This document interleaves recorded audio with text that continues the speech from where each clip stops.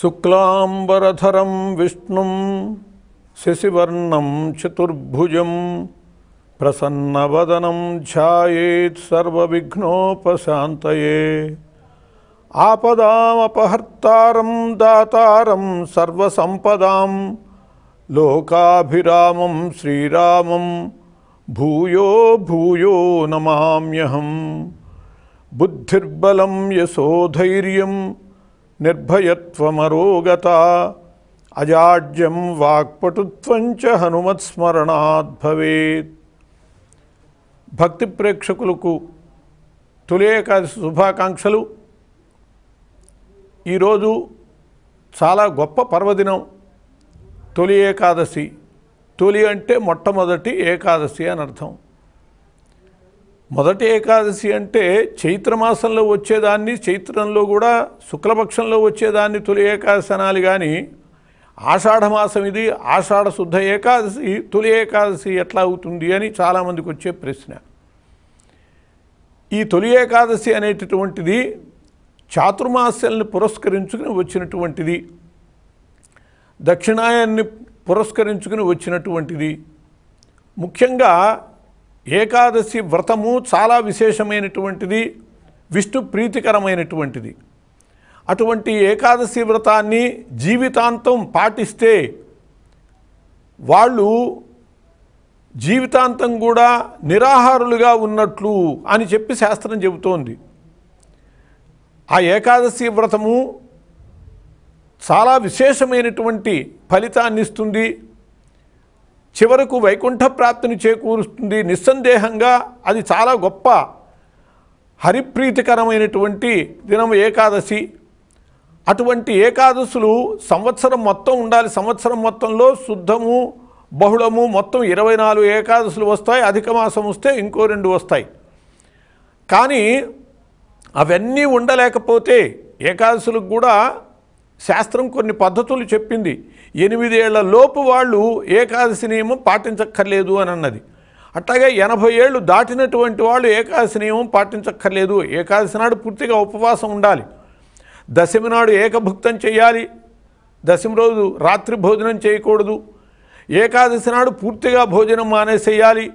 ద్వాదశి నాడు ద్వాదశి ఘడియలు వెళ్ళే లోపల భోజనం చేయాలి.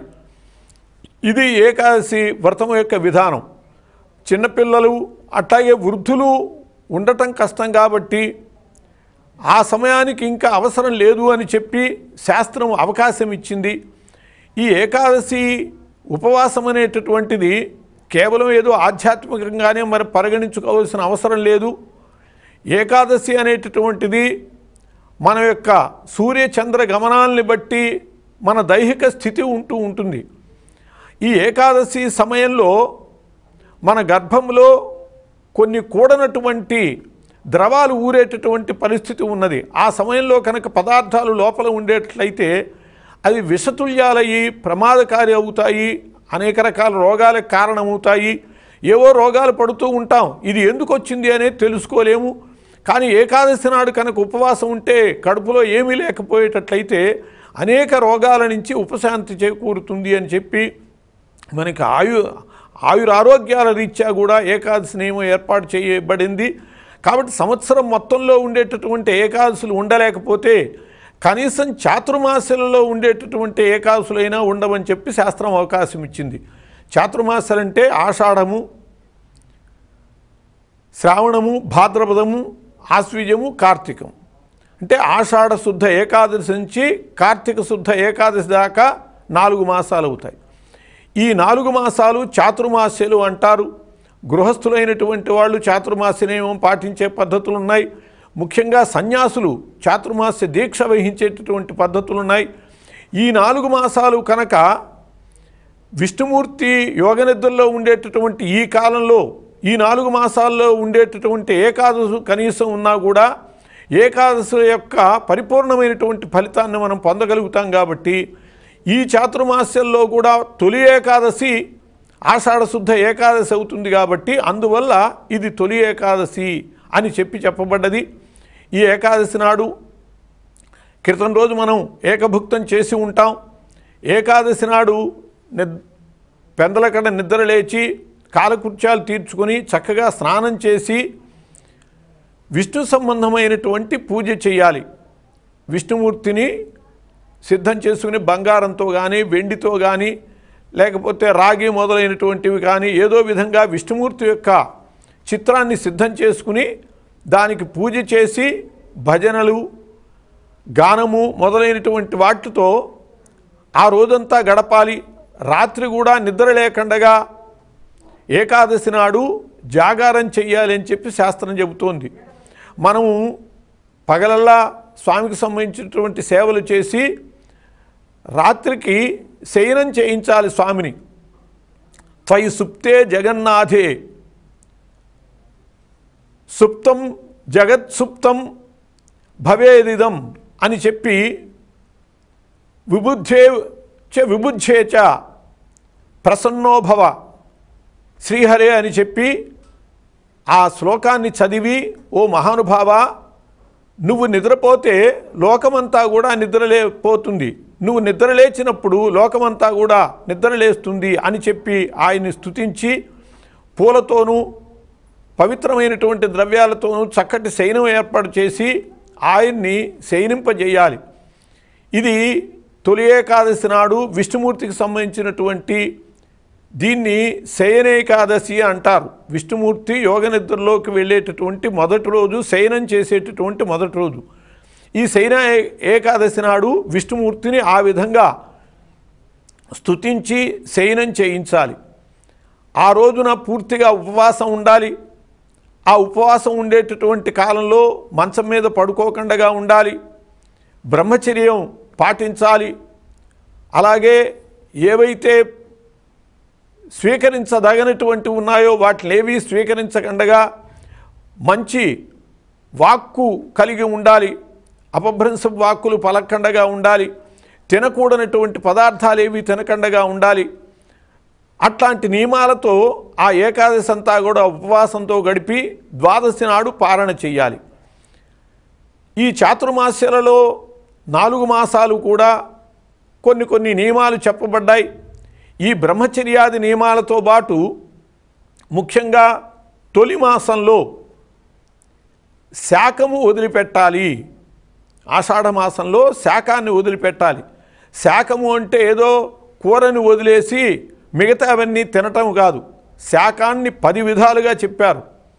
శాకాన్ని వదలాలి అంటే కూరలు, ఆకులు, చిగుళ్ళు, మొలకలు, పళ్ళు, తొక్కులు, ఇట్లా రసాలు, ఇటువంటివన్నీ కూడా మొత్తము మూలములతో సహా 10 రకాలు. అంటే వృక్షములకు ఎన్ని రకాల ద్రవ్యాలు ఉంటాయో ఆ 10 రకాల ద్రవ్యాలు శాకం కింద పరిగణింపబడతాయి. కానీ శాకం అంటే కూర అని అనుకుని పళ్ళు తినటము ఇట్లాంటివి నియమం కాదు.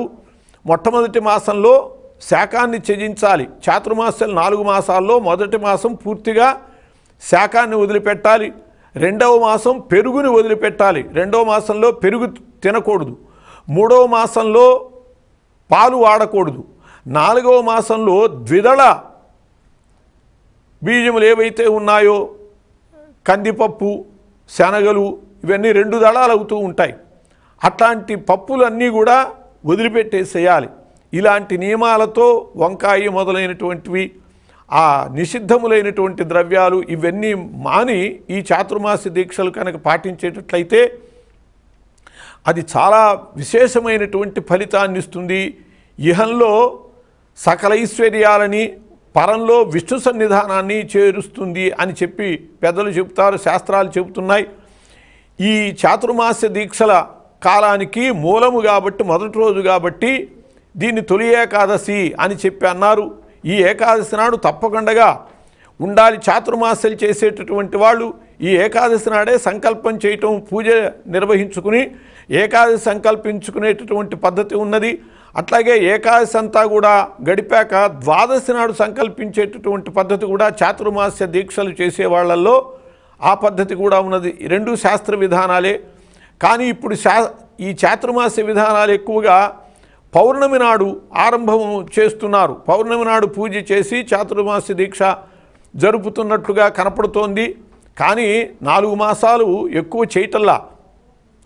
అసలు చాతుర్మాస్య ఈ తొలి ఏకాదశి ఎందుకు వచ్చాయి అని అంటే, ఒకప్పుడు విష్ణుమూర్తి దగ్గరికి దేవతలందరూ వచ్చారు. సాయం సమయానికి నిశి సమయానికి అందరూ వెళ్ళిపోవటానికి సిద్ధమవుతూ ఉంటే ఒక స్త్రీ రోధిస్తూ వచ్చింది. ఎవరు ఆ స్త్రీ అని అంటే నిశి.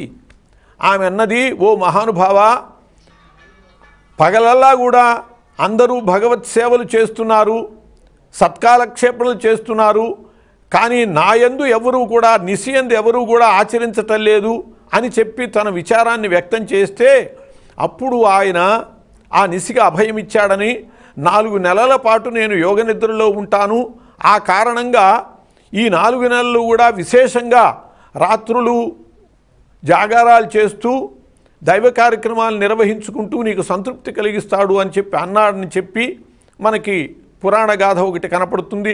అట్లా ఈ చాతుర్మాస్య అనేటటువంటి నియమాలు ఏర్పడి, ఏకాదశి అనేటటువంటిది చాలా అంతటి విశిష్టత రావటానికి కారణం ఏమిటి అంటే, ఒకప్పుడు మురాసురుడు అని చెప్పి ఒక రాక్షసుడు ఉండేవాడు. మురుడు వాడి పేరు, మురాసురుడు. వాడు విష్ణుద్వేషి. వాడిని సంహరించవలసి వచ్చింది. విష్ణువుకి మురాసురుడికి యుద్ధం మొదలైంది. ఆ యుద్ధంలో విష్ణుమూర్తి చాలా అలసిపోయాడు. ఆ మురాసురుడు అనేక రకాల వరాలు పొంది దేవతల వల్ల చాలా బలిసి ఉన్నాడు. వాడు విష్ణుమూర్తిని అలసిపోయేంతగా ఈ యుద్ధంలో సాధించాడు. విష్ణుమూర్తి అక్కడి నుంచి పరిగెత్తుకు వెళ్ళాడు. పరిగెత్తుకు వెళ్ళి ఒక గుహలో విశ్రాంతి తీసుకుంటున్నాడు, పడుకుని ఉన్నాడు. వీడు వెతుక్కుంటూ ఆ గుహలోకి వెళ్ళాడు. వెళ్ళి విష్ణుమూర్తిని సంహరించటం కోసమని అమాంతం ఖడ్గం ఎత్తాడు. ఎత్తేటప్పటికల్లా ఆ విష్ణుమూర్తిలోంచి ఒక శక్తి బయటికి వచ్చింది. శక్తి స్త్రీ స్వరూపం. ఒక అమ్మాయి బయటికి వచ్చి ఆ మురాసురుణ్ణి పట్టుకుని వాడి చేతిలో ఉన్నటువంటి ఖడ్గమే తీసుకుని వాడిని సంహరించేసేసింది. ఇంతలోకే విష్ణుమూర్తికి మెలకు వచ్చింది. ఎదురుగా ఒక అమ్మాయి ఉన్నది. ఎవరమ్మా నువ్వు అని అడిగాడు. అడిగేటప్పటికి ఆమె చెప్పింది, స్వామి, నేను నీ నుంచే ఉద్భవించాను, నీ మీదకి వచ్చినటువంటి రాక్షసుని సంహరించాను అని చెప్పేటప్పటికి నేను చాలా సంతోషిస్తున్నాను, నీకు వరాలు ఇస్తాను, కోరుకో అన్నాడు. అనేటప్పటికి ఆమె చెప్పింది, నా పేరు ఏకాదశి అని చెప్పి స్థిరంగా ఉండేటట్లు, నా యందు నీకు ఇష్టం ఉండేటట్లు, అంటే ఈ ఏకాదశి నాడు కనుక నీకు పూజ చేసేటట్లయితే, ఉపవసించేటట్లయితే నీవు అనుగ్రహించేటట్లు చేయవలసింది అని చెప్పి ఈ ఏకాదశి కోరుకున్నది. అందువల్ల అప్పటి నుంచి ఏకాదశి ఏర్పడింది. ఏకాదశి ఉపవసించి విష్ణువుని పూజించేటటువంటి వాళ్ళని ఆమె కోరిక మేరకు విష్ణుమూర్తి అనుగ్రహిస్తూ ఉన్నాడు. అట్లా మనకి ఏకాదశి యొక్క మహాత్మ్యం చాలా విశేషంగా పురాణాల్లో కనపడుతుంది. ఉదాహరణకి ఏకాదశి మహాత్మ్యానికి ఒక చక్కటి ఉదాహరణ రుక్మాంగద చరిత్ర. రుక్మాంగదుడు గొప్ప మహారాజు. ఆయనకి పూల తోట ఉండేది. ఆ పూల తోటలో అన్ని ఋతువుల్లో కూడా పరిపూర్ణంగా పూలు పూసేటటువంటి చెట్లు ఉండేవి. ఆ విధంగా అద్భుతంగా వనాన్ని సిద్ధం చేసుకున్నాడు రుక్మాంగద మహారాజు. ఒకప్పుడు దేవలోకంలో ఇంద్రుని యొక్క నందనవనంలోనే పుష్పములు అయిపోయేటప్పటికి అక్కడి నుంచి ఏం చెయ్యాలి అని ఆలోచించి, ఈ రుక్మాంగదుడి యొక్క వనంలో బాగా పుష్పాలు ఉంటాయి అని చెప్పి తెలిసి తన సేవకులని రుక్మాంగదుడి తోటకి పంపించాడు పూలు తీసుకురమ్మని. వాళ్ళు వచ్చి తెల్లవారుజామునే పూలన్నీ కోసుకుని వెళ్ళిపోయారు. పొద్దునకు చూసేటప్పటికి పూలు లేవు. ఆ తోటమాలి పరిగెత్తుకుంటూ వెళ్ళి రాజుగారికి మనవి చేసుకున్నాడు, అయ్యా, నేను చాలా శ్రద్ధగానే ఉన్నాను, కానీ పూలన్నీ ఎవరో దొంగలు కోసుకువెళ్ళారు అని చెప్పాడు. చాలా ఇష్టమైనటువంటి వనంలో ఇలా జరిగేటప్పటికి రుక్మాంగద మహారాజు చాలా బాధపడ్డాడు. ఎందుకు ఇలా జరిగింది అని చెప్పి చాలా జాగ్రత్తగా ఉండమని చెప్పి ఇంకా కొంతమంది సేవకుల్ని కాపలాకి పంపించాడు. ఇంతమంది ఉండనే ఉన్నారు. మళ్ళీ తెల్లారకట్ట పూలన్నీ పోయాయి. ఎందువల్లంటే దేవతలు కనపడరు కాబట్టి కనపడకుండా వాళ్ళు మొత్తం కోసుకుని వెళ్ళిపోతున్నారు. ఇలా 3-4 రోజులు జరిగేటప్పటికి ఇంకా బాగా అడుగడుగునా మనుషుల్ని పెట్టి జాగ్రత్తగా కాపలా కాయిస్తూ ఉంటే ఒక ముని వచ్చాడు ఆ ప్రాంతానికి. ఈ మునే తప్పకుండా ఈ పూలు కోసుకు వెళ్తూ ఉన్నాడు అని చెప్పి అనుకుని వీళ్ళు పట్టుకు వెళ్ళి రుక్మాంగద మహారాజు దగ్గర పెట్టారు. ఆ ముని చెప్పాడు, రాజా నేను ఎటువంటి చౌర్యము చేయటం లేదు, నేను ఎప్పుడూ నీ పూలు కోసిన వాడిని కాను అనేటప్పటికి రాజు అడిగారు, మరి ఇలా అయిపోతున్నాయి ఏమిటి మహానుభావ, దానికి కారణమైనా మీరు చెప్పండి అంటే అప్పుడు ఆయన తన శక్తి చేత విభూతిని మంత్రించి ఆ పరిసరం అంతా చల్లించాడు. చల్లించేటప్పటికి దేవ భటులు వచ్చారు ఇంద్రుని తరఫున వచ్చి ఇక్కడ పూలు కోస్తూ కొయ్యటం పూర్తి కాగానే పైకి వెళదామనుకున్నారు, కానీ ఆగిపోయారు, వెళ్ళలేకపోయారు. ఈ ముని చేసినటువంటి ఆ మంత్ర ప్రభావం వల్ల వాళ్ళకి పైకి వెళ్ళేటటువంటి శక్తి కోల్పోయారు. దాంతో ఆ దేవభటులు పట్టుబడ్డారు. వాళ్ళు చాలా బాధపడ్డారు, అయ్యా మేము దేవేంద్రుని యొక్క భటులమి, ఇట్లా మమ్మల్ని ఆపటం ఇది పద్ధతి కాదు, ధర్మం కాదు అని చెప్పి మనవి చేసుకున్నారు. రుక్మాంగదుడు గ్రహించాడు, మరి దేవేంద్రునికి అపకారం చేయటానికి సిద్ధం కాడు కదా, దేవభటులకు అపకారం చేయటానికి సిద్ధం కాడు కదా, ఎలా దీనికి పరిష్కారం అని ఆలోచిస్తూ ఉంటే ఒక అమ్మాయి వచ్చింది. అయ్యా ఒక మాట నేను వాళ్ళని తాకుతాను, నాకు అనుమతి ఇవ్వమని చెప్పి. ఒక చాకలి అమ్మాయి, ఆ అమ్మాయికి అనుమతించాడు రాజు. అనేటప్పటికి ఒక మాట వాళ్ళని తాకింది. తాకేటప్పటికల్లా వాళ్ళకి ఈ భూమి మీద ఆగిపోయేటటువంటి పరిస్థితి పోయి వాళ్ళకి స్వస్థితి వచ్చి తమ స్థితి వచ్చి వాళ్ళు హాయిగా ఆకాశంలోకి వెళ్ళిపోయారు, స్వర్గానికి వెళ్ళిపోయారు. దీన్ని చూసి రుక్మాంగద మహారాజుకి చాలా ఆశ్చర్యం వేసింది. ఓ అమ్మాయి, ఎందుకు నీకు ఈ శక్తి ఎట్లా వచ్చింది, నువ్వు ఏం కార్యక్రమాలు నిర్వహిస్తావు, ఏ దేవుణ్ణి కొలుస్తావు, నీకు చేసేటటువంటి విశేషమైనటువంటి ఆ దైవ కార్యక్రమాలు ఏమిటి అని చెప్పి రుక్మాంగద మహారాజు అడిగాడు. నీకు ఇంతటి శక్తి ఎట్లా వచ్చింది, ఒక చాకలి పిల్లకి ఇంతటి శక్తి ఎట్లా వచ్చింది అని అడిగేటప్పటికీ ఆమె చెప్పింది, మహానుభావ నేను ఏకాదశి వ్రతం చేస్తూ ఉంటాను, ప్రతి దశమికి ఏకభుక్తం చేస్తాను, ఏకాదశి నాడు పూర్తిగా ఉపవాసం ఉంటాను, ద్వాదశి గడియలు వెళ్ళే లోపల పారణ చేస్తూ ఉంటాను, ఆ ఏకాదశి మహిమ వల్లనే నేను ఇలా చేయగలిగాను అనేటప్పటికీ అప్పుడు రుక్మాంగద మహారాజు పరమానందపడి మొత్తం రాజ్యంలోనే ప్రకటించాడు, నా రాజ్యంలో ప్రతి ఒక్కరూ కూడా ఏకాదశి నియమాన్ని పాటించి తీరాలి అని చెప్పి. అప్పటి నుంచి కూడా ఏకాదశి నియమానికి ఇంత ప్రాధాన్యం వచ్చింది. ఆ ఏకాదశుల్లో కూడా చాతుర్మాస్య ఏకాదశులు చాలా విశేషమైనటువంటివి.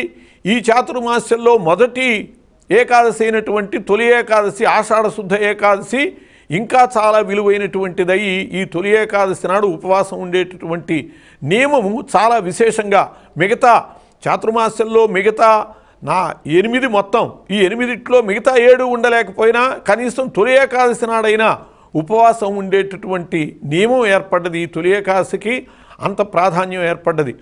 ఆ తర్వాత ద్వాదశి నాడు పాలన చేయాలి. ఏకాదశి ఉపవాసం ఉన్నటువంటి వాళ్ళు ద్వాదశి నాడు పాలన చేయాలి. దీనిలో కూడా ఒక నియమం ఉన్నది. విష్ణుమూర్తి ఏకాదశి నాడు శయనం, ఆషాఢ శుద్ధ ఏకాదశి నాడు శయనం చేస్తాడు.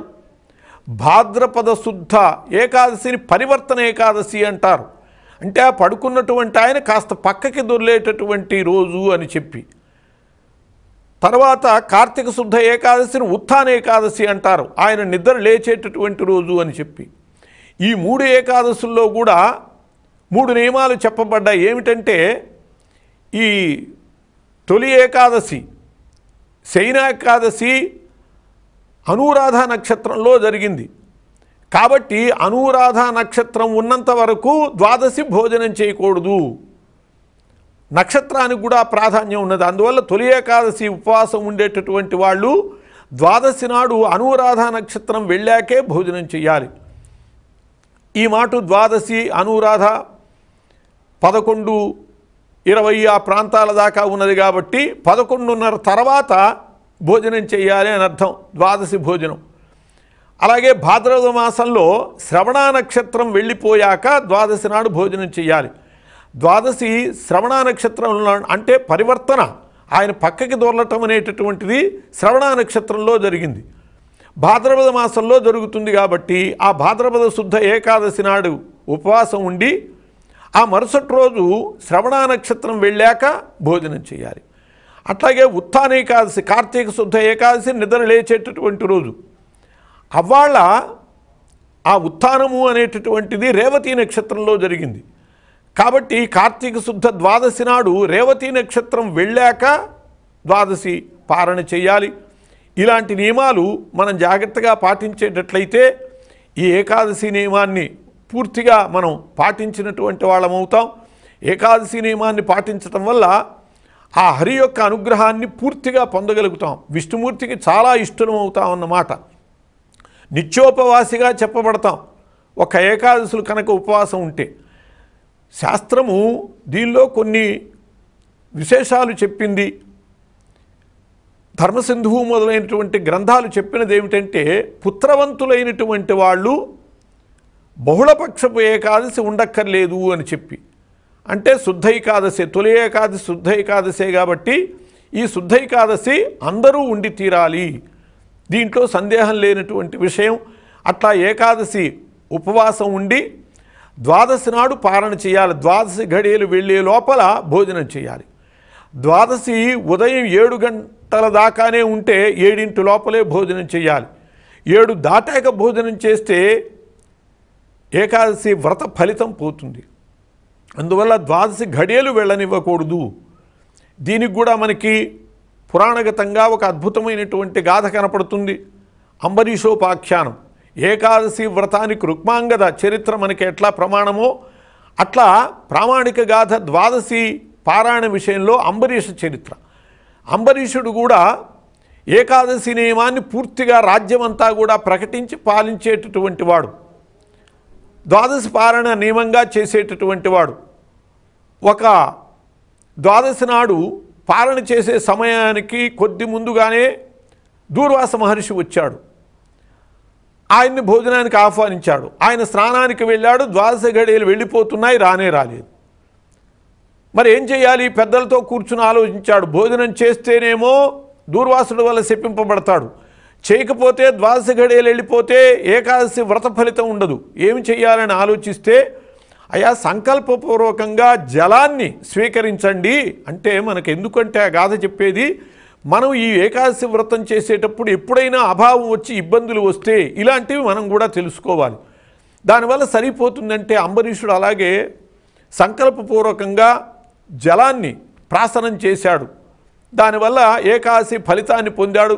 కానీ దూర్వాసుడు వచ్చి, నేను రాకండగా నువ్వు ప్రాసనం చేస్తావా, ద్వాదశి ఫలితం నీకు ఎట్లా దక్కింది అని చెప్పి ఒక జటని పీకి నేలకేసి కొట్టి ఒక కుర్చ శక్తిని వెలువరించాడు. అంబరీషుడి మీదకి వస్తుంటే అంబరీషుడికి ఒక వరం ఉన్నది, ఎవరైనా ఆయన్ని వ్యతిరేకిస్తే సుదర్శన చక్రం వస్తుంది.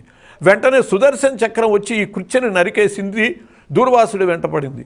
చివరికి దూర్వాసుడు అన్ని లోకాలు తిరిగి విష్ణుమూర్తి దగ్గరికి వెళ్ళి, నేనేమి చేయలేను, ఆ ఏకాదశి వ్రతం చేసేటటువంటి విష్ణు భక్తుడు అంబరీషుడే నీకు ఏదైనా చేయగలడు అంటే, అప్పుడు అంబరీషునికే శరణు వేడి ఆ సుదర్శన చక్రం బారి నుండి బయటపడ్డాడు దూర్వాసుడు. అట్లా ద్వాదశి పారణ విధానం కూడా అట్లా చెప్పబడ్డది. కాబట్టి తొలి ఏకాదశి పూర్తిగా ఉపవాసం ఉండటం, విష్ణుమూర్తి పూజ చేయటం, విష్ణుమూర్తిని శయనం చేయించటము.